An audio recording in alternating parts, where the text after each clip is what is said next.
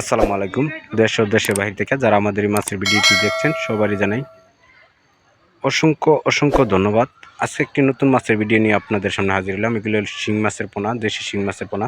যারা বলেন যে শিং মাছের পোনা পুকুরে এখন চাষ করা, শীতকালীন চাষ করা সম্ভব না, তাদের জন্য মাছের এই ভিডিওটা। এই মাছগুলা শীতকালীনও আপনারা চাইলে চাষ করতে পারবেন, কারণ কেননা এই মাছগুলা ভাইরাস মুক্ত। কারণ আমরা বিভিন্ন ওষুধ ক্যাটাগরিতে এই মাছগুলারে ভাইরাস মুক্ত রাখছি।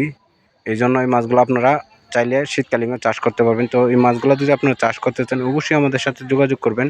তো এই মাছগুলো কীভাবে চাষ করবেন সেই বিষয়ে আলাপ আলোচনা করব। তো ভিডিওটি না টেনে পুরো ভিডিওটুকু দেখবেন, কেননা এই ভিডিওতে কিছু গুরুত্বপূর্ণ কথা বলা হয়েছে, যে কথাগুলো শুনলে অবশ্যই আপনাদের উপকার হবে।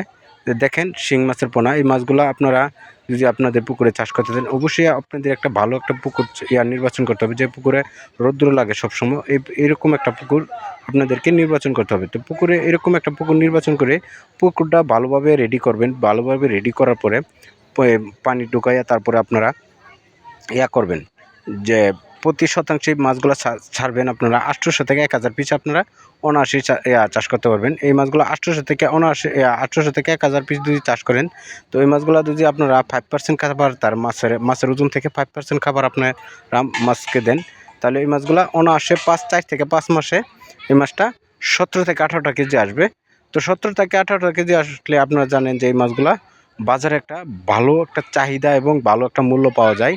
তো ওইভাবে আপনারা চাষ করবেন। এবং আরও যদি কোনো অন্য কোনো বিষয়ে তথ্য জানতে চান, তো অবশ্যই আমাদের স্ক্রিনে যে নাম্বারটা দেওয়া আছে এই নাম্বারে কল করবেন, কেননা এই নাম্বারটা ডাক্তারের নাম্বার। আপনারা চাইলে ফ্রি পরামর্শ নিতে পারবেন।